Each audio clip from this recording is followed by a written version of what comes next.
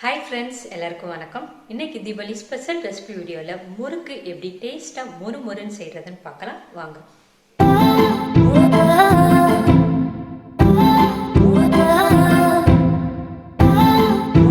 வீடியோக்குள்ளே போடுறதுக்கு முன்னாடி இது வரைக்கும் நம்ம சேனல் நீங்கள் சப்ஸ்கிரைப் பண்ணாமல் பார்த்துட்டு இருந்தீங்கன்னா மறக்காமல் சப்ஸ்கிரைப் பண்ணிடுங்க. கூடவே பெல் ஐக்கனையும் கிளிக் பண்ணிடுங்க. அப்போ தான் நாங்கள் போடுற வீடியோஸ் உங்களுக்கு நோட்டிஃபிகேஷனில் வந்து சேரும். ஒரு கப் பச்சரிசி மாவு எடுத்திருக்கேன். உங்கள்கிட்ட எந்த பச்சரிசி மாவு இருக்கோ எடுத்துக்கோங்க. இடியாப்ப மாவு இருந்தாலும் எடுத்துக்கலாம். கடையில் வாங்கின பச்சரிசி மாவும் யூஸ் பண்ணலாம். கடையில் வாங்கின பச்சரிசி மாவுலேயும் முறுக்கு நல்லா வரும். 1 ஸ்பூன் கருப்பு எள் எடுத்திருக்கேன். எள்ளை நான் வறுக்காமல் தான் போடுறேன்.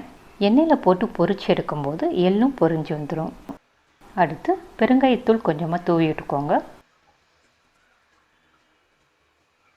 2 ஸ்பூன் நெய் ஊற்றிக்கிறேன். உங்கள்கிட்ட நெய் இல்லாட்டினா சூடான எண்ணெய் ஊற்றிக்கோங்க. முறுக்கு நல்லா கிறிஸ்பியாக சூப்பராக வரும். தேவையான அளவு உப்பு போட்டுக்கோங்க. நான் 1 ஸ்பூன் உப்பு போடுறேன்.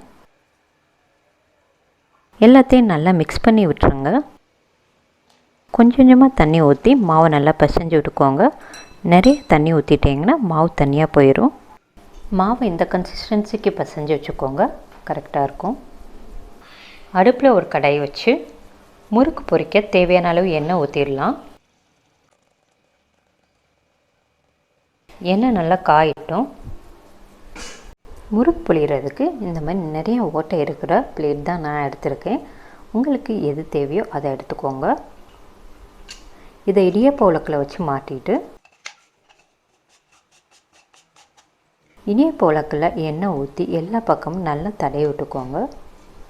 எல்லா பக்கமும் நல்லா தடவினதுக்கப்புறமா உள்ளே மாவு வச்சிடலாம். மாவு வச்சு க்ளோஸ் பண்ணிடலாம்.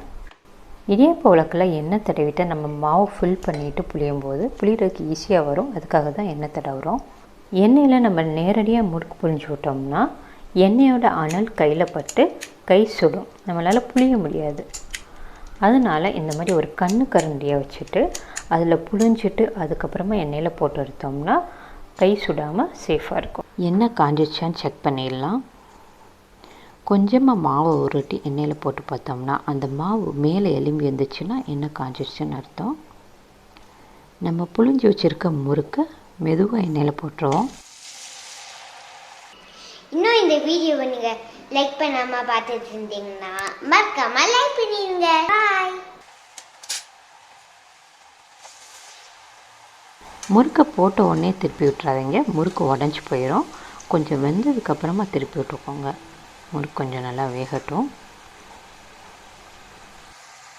முறுக்கு எண்ணெயில் போட்ட உடனே பார்த்தோம்னா நிறையா பபிள்ஸாக வரும். முறுக்கு கொஞ்சம் கொஞ்சமாக வேக வேக அந்த பபிள்ஸ்லாம் கொஞ்சம் கொஞ்சமாக அடங்கிட்டே வரும். முறுக்கு நல்லா வெந்ததுக்கப்புறம் பார்த்தோம்னா அந்த பபிள்ஸ் கம்ப்ளீட்டாக அடங்கிடும். இந்த ஸ்டேஜில் நம்ம முறுக்கை ஒரு பிளேட்டில் ட்ரான்ஸ்ஃபர் பண்ணிடலாம். மிச்சம் இருக்க மாவை நம்ம புழிஞ்சு விட்டுறலாம்.